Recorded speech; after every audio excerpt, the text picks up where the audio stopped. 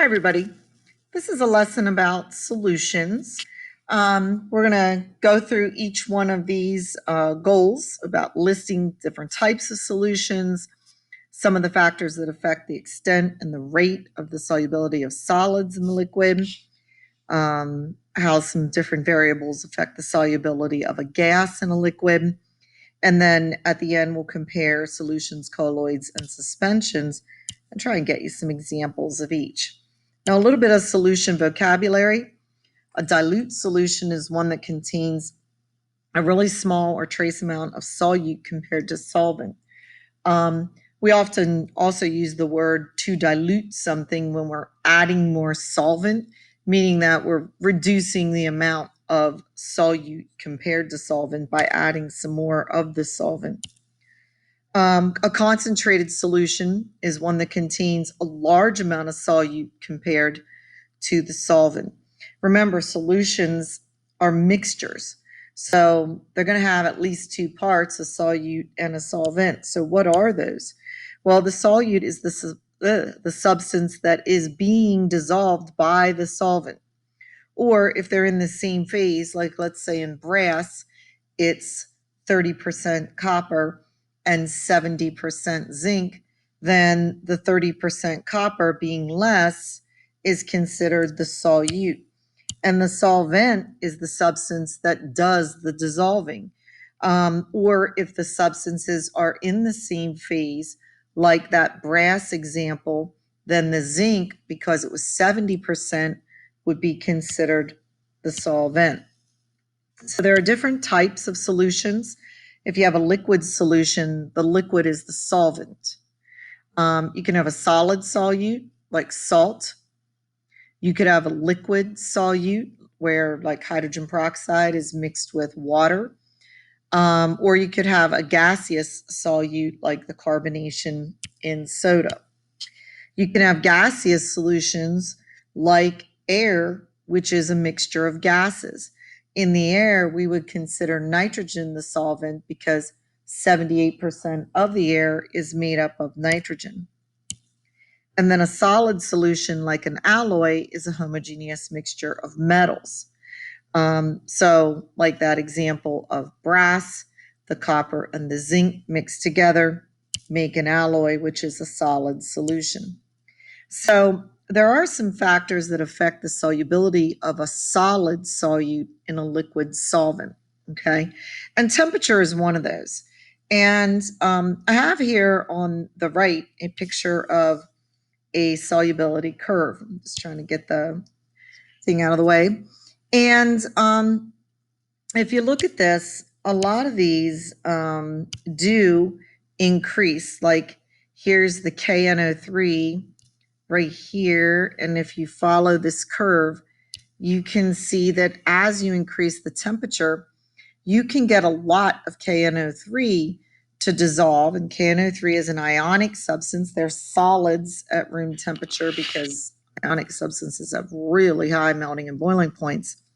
And this graph shows you how you can get a lot of grams of the KNO3 to dissolve in 100 grams of water. In fact, you can reach a point where there's more KNO3 than water when you raise the temperature. So a lot of these you see that go up drastically as the temperature increases. These are ionic substances. Here's KClO3. Here's KCl.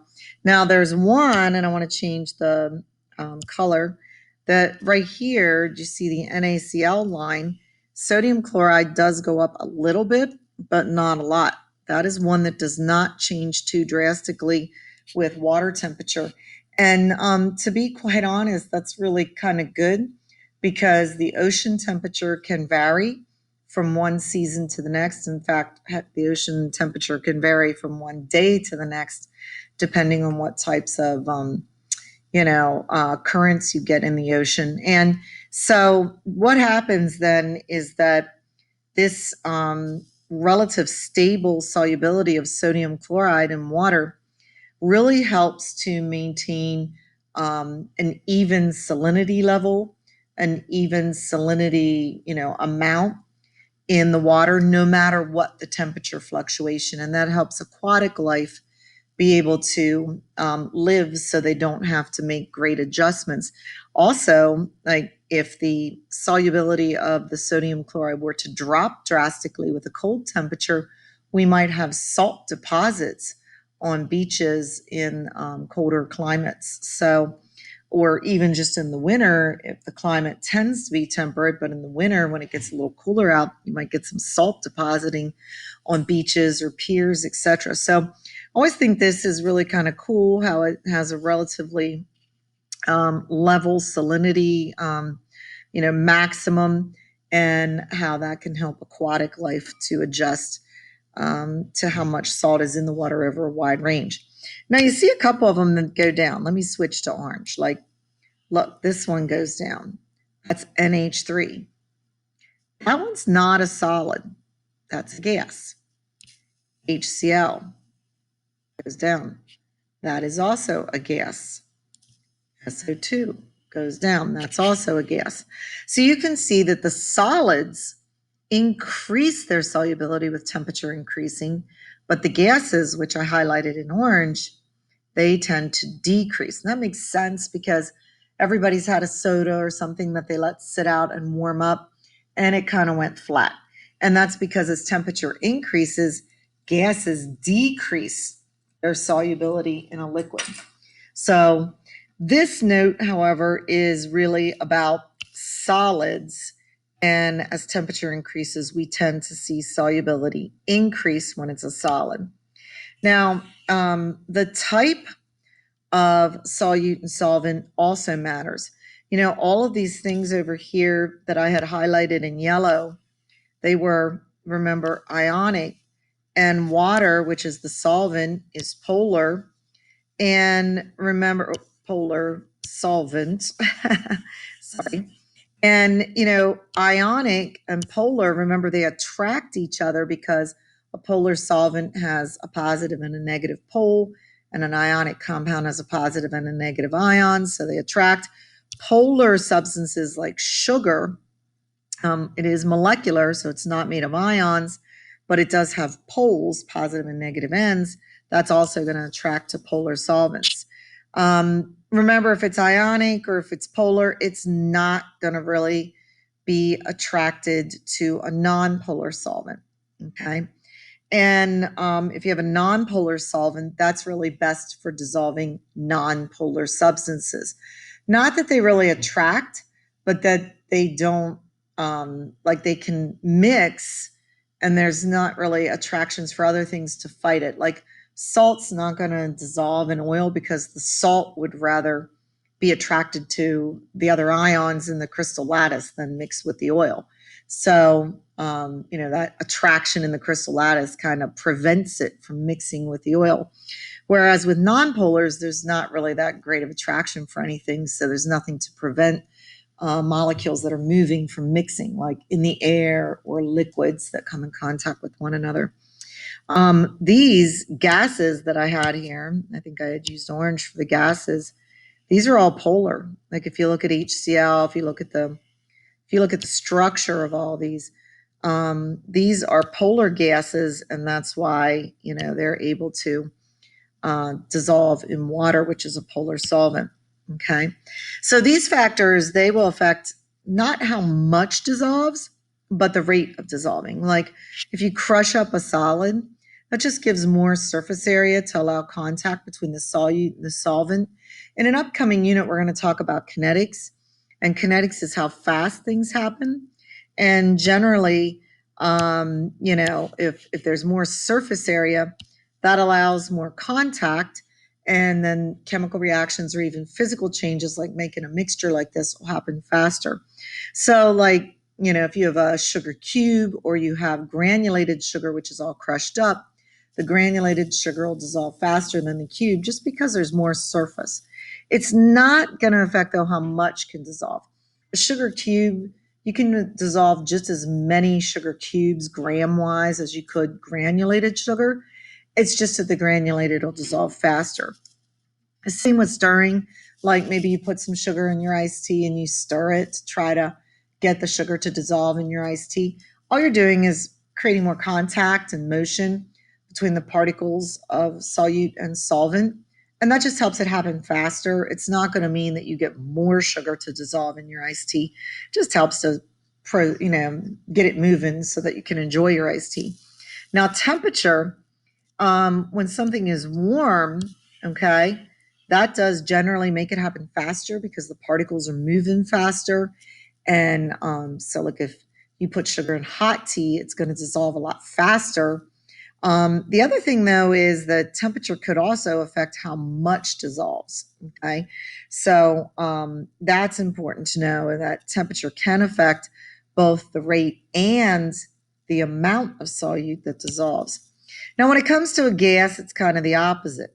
Okay, with a gas, as the temperature increases, the solubility goes down, it decreases. We saw that on those curves. And that's why you keep a soda cold before you open it. And this is why thermal pollution is a concern. Like if, for example, take the Susquehanna River up there at Harrisburg where 3 Mile Island is. I know that's not operational right now, but when it was, they would pull river water in and use that to cool the nuclear core. As the nuclear core passed its heat to the river water, some of it would turn into steam, which would turn the turbines and generate the electricity. But some of that river water was discharged back into the river, and it was warm because it had picked up heat from the nuclear core. Well, warm water, what's going to happen is it can dissolve less oxygen. And so if you have less oxygen that's in the water, then the aquatic life that counts on that oxygen being in the water can't survive. So that's called thermal pollution when water gets hot and then it can no longer support life because of the lack of gases dissolved in it. A big one, though, that affects the solubility of gases is pressure. Okay, this is known as Henry's law. The solubility of a gas in a liquid is directly proportional to the gas pressure above the liquid surface. So, like, this is why carbonated beverages are packed under conditions of elevated pressure by having pressure in the container with the soda that keeps the carbonation dissolved in the soda. And, as soon as you open the container, you hear the extra pressure rushing out. And then, of course, carbonation can start to leave the soda and it can start to go flat. So you don't want to let it sit open. You want to let soda be closed, and you want to keep it cold to try to keep it, as carbonated as possible. But this is also a big thing if you're a diver, you might know about this, that as you dive, as you go to greater depths in the water, you experience pressure because of the weight of the water above you. And that additional pressure can cause you to, like you have to equalize the pressure in your lungs to match the outside pressure, else your lungs are going to collapse. So divers, the tank that they carry with them, you're getting like an elevated pressure inside of your lungs. So with that extra pressure, what can happen is more nitrogen, more oxygen, and more gases will dissolve in your bloodstream. So that can kind of be a problem. Like they have to be very careful what depth and which gases, because some gases are harmful if you get too much dissolved in your bloodstream. And then when a diver comes back up and that pressure gets released, all those dissolved gases will start to exit your bloodstream. And that's why divers only come up so far and then rest and acclimate, and then they'll go up a little farther and rest and acclimate, because they're giving their body a chance to reabsorb some of those gases. If they come up too fast, all the gas will come out of the extra gas that's dissolved because of the higher pressure will come out of their bloodstream. And it collects apparently at their joints and can cause something called the bends, where their joints kind of get locked up because of the gases that are collecting there. And then they can't move, which of course is not good. So these both, the temperature and the pressure, really affect the solubility of a gas in a liquid. And the pressure one is Henry's law and is very, very important if you ever, take up diving. So what's the difference between a solution, a suspension, and a colloid? So remember that a solution is a homogeneous mixture. You have parts that do not settle out, like the salt remains dissolved in the water and it's spread evenly throughout the water. The sugar remains dissolved in the water. The iced tea, okay, the tea remains dissolved in the water, and they're spread evenly throughout. They don't settle. If it's a suspension, it's a heterogeneous mixture.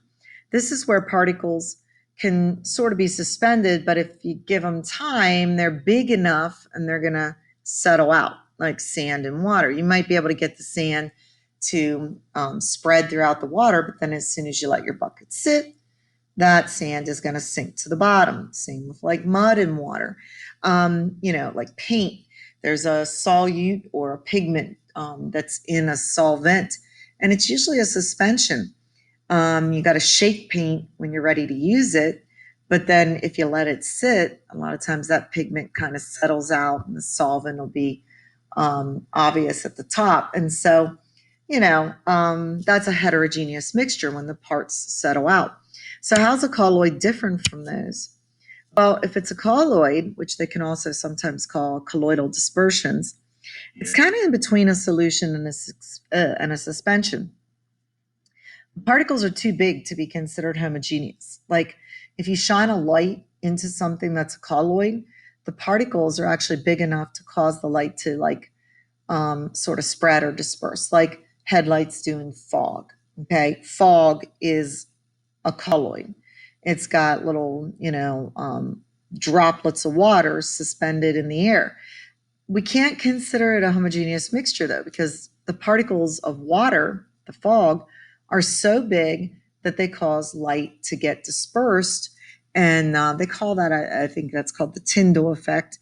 But then the particles are not large enough to really settle out, like Jello, mayonnaise, toothpaste, whipped cream. Particles don't really settle out, like your toothpaste doesn't end up, separating. So they're big enough to, count or like not be big enough to interfere with light. So they're big enough for them to see and, not really consider them homogeneous, but then they're small enough that they don't settle out. And so it's kind of in between, and that's called a colloidal dispersion.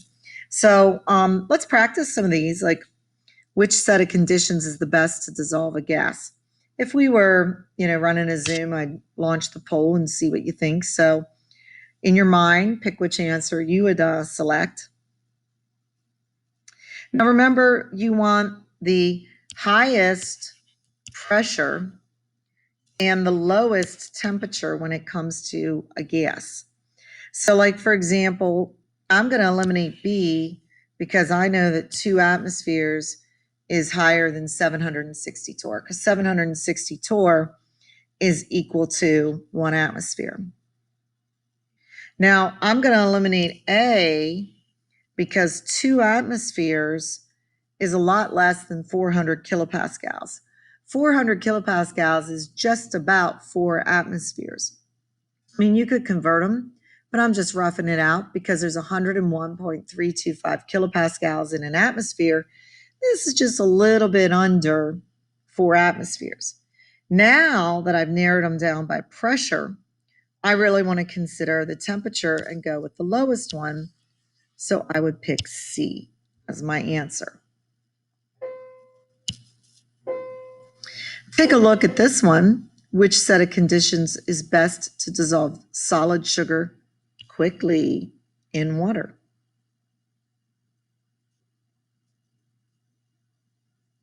Now, right away, I might get rid of the cubed ones. Why? Because when you crush a solute, it has more surface area, it's going to dissolve faster.